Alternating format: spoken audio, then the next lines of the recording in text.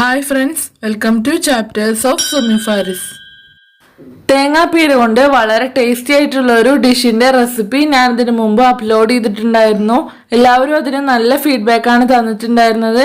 എല്ലാവർക്കും ഒരുപാട് നന്ദി. ഇന്ന് ഞാൻ കാണിക്കാൻ പോകുന്നത് തേങ്ങാപ്പീരയും പാലും ഉപയോഗിച്ച് വളരെ ടേസ്റ്റി ആയിട്ടുള്ള മറ്റൊരു ഡിഷിന്റെ റെസിപ്പിയാണ്. അപ്പോൾ നമുക്ക് ഇതെങ്ങനെ പ്രിപ്പയർ ചെയ്യാമെന്ന് നോക്കാം. പാല് പിഴിഞ്ഞു കഴിഞ്ഞാൽ ബാക്കി വരുന്ന തേങ്ങാപ്പീര ഇതേപോലെ ഒരു ടൈറ്റ് ആയിട്ടുള്ള ഒരു പാത്രത്തിൽ നമുക്ക് ഫ്രീസറിൽ എത്ര കാലം വേണമെങ്കിലും കേടുകൂടാതെ സൂക്ഷിച്ചു വെക്കാം.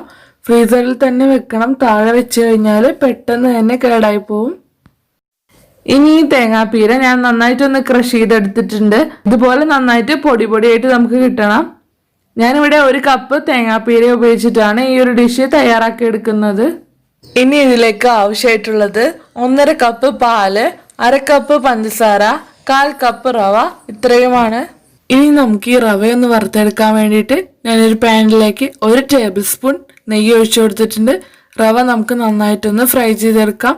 ഇതിന്റെ പച്ചമണം മാറിക്കഴിഞ്ഞാൽ നമ്മൾ നേരത്തെ എടുത്തു വെച്ചിട്ടുള്ള തേങ്ങാപ്പീര കൂടി ഇട്ട് കൊടുത്ത് നന്നായിട്ടൊന്ന് നമുക്ക് ഫ്രൈ ചെയ്തെടുക്കാം. ഇനി ഇത് നമുക്ക് മാറ്റി വെക്കാം. ഇനി നമുക്കൊരു പാനിലേക്ക് പാൽ ഒഴിച്ചു കൊടുക്കാം.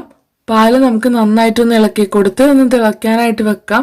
പാല് ഇളക്കി കൊടുത്തിട്ടില്ലെങ്കിൽ അടിയിൽ പെട്ടെന്ന് തന്നെ ഒട്ടിപ്പിടിക്കും. അപ്പോൾ നന്നായിട്ടൊന്ന് ഇളക്കി കൊടുത്ത് നമുക്കിതൊന്ന് ബോയിൽ ചെയ്യാൻ തുടങ്ങുമ്പോൾ നമ്മൾ നേരത്തെ ഫ്രൈ ചെയ്ത് വെച്ചിട്ടുള്ള ഒരു മിക്സ് ഇതിലേക്ക് ഇട്ട് കൊടുക്കാം. ഇനി ഇത് നന്നായിട്ടൊന്ന് ഇളക്കി കൊടുക്കാം. പാലൊക്കെ ചേർക്കുന്നത് കൊണ്ട് തന്നെ പെട്ടെന്ന് അടിയിൽ ഒട്ടിപ്പിടിക്കും. നന്നായി ഇളക്കി കൊടുത്ത് ഇതൊന്ന് വറ്റി വരുമ്പോൾ നമുക്കിതിലേക്ക് പഞ്ചസാര കൂടി ചേർത്ത് കൊടുക്കാം. പഞ്ചസാര ചേർത്ത് കൊടുത്ത് നല്ലപോലെ ഒന്നുകൂടി മിക്സ് ചെയ്തെടുക്കാം. ഇതിലേക്ക് ഒരു 4 ഏലക്ക പൊടിച്ചത് കൂടി ഞാൻ ഇട്ട് കൊടുത്തിട്ടുണ്ട്. ഇത് കൂടി ചേർത്ത് നമുക്ക് നന്നായിട്ടൊന്ന് മിക്സ് ചെയ്തെടുക്കാം. പാനിൽ നിന്ന് നന്നായിട്ട് വിട്ടു പോരുന്നുണ്ട്. ഇനി നമുക്ക് ഫ്ലെയിം ഓഫ് ചെയ്യാം. ഇനി നമുക്കിതൊന്ന് സെറ്റ് ചെയ്യാൻ വെക്കാം. ഞാൻ ഇതേപോലെ ഒരു ട്രേ ആണ് എടുത്തിട്ടുള്ളത്. അതിലേക്ക് കുറച്ച് നെയ്യ് അപ്ലൈ ചെയ്ത് കൊടുത്തിട്ടുണ്ട്. ഇതിൻ്റെ മുകളിലായിട്ട് നമുക്കിതൊന്ന് സ്പ്രെഡ് ചെയ്ത് കൊടുക്കാം. ഇതേപോലെ ഞാനൊന്ന് കട്ട് ചെയ്ത് കൊടുത്തിട്ടുണ്ട്. നിങ്ങൾക്ക് ഇഷ്ടമുള്ള ഷേപ്പിൽ ഇത് നമുക്ക് കട്ട് ചെയ്തെടുക്കാം. വളരെ എളുപ്പമാണ് ഉണ്ടാക്കാനായിട്ട്. നല്ല ടേസ്റ്റിയാണ്. നമ്മൾ കടയിൽ നിന്ന് വാങ്ങിക്കുന്ന സ്വീറ്റ്സിൻ്റെ പോലെ തന്നെ വളരെ ടേസ്റ്റിയാണ്.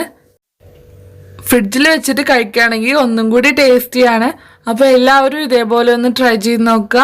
നിങ്ങളുടെ അഭിപ്രായങ്ങളും നിർദ്ദേശങ്ങളും ഒന്ന് എഴുതി അറിയിക്കാനായിട്ട് മറക്കരുത്. ഇതുവരെ എൻ്റെ ചാനൽ സബ്സ്ക്രൈബ് ചെയ്തിട്ടില്ലെങ്കിൽ ദയവായിട്ടൊന്ന് സബ്സ്ക്രൈബ് ചെയ്യുക.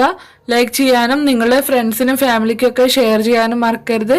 അപ്പോൾ ഇനി അടുത്തൊരു വീഡിയോയുമായി വരുന്നത് വരേക്കും ബൈ. Thank you.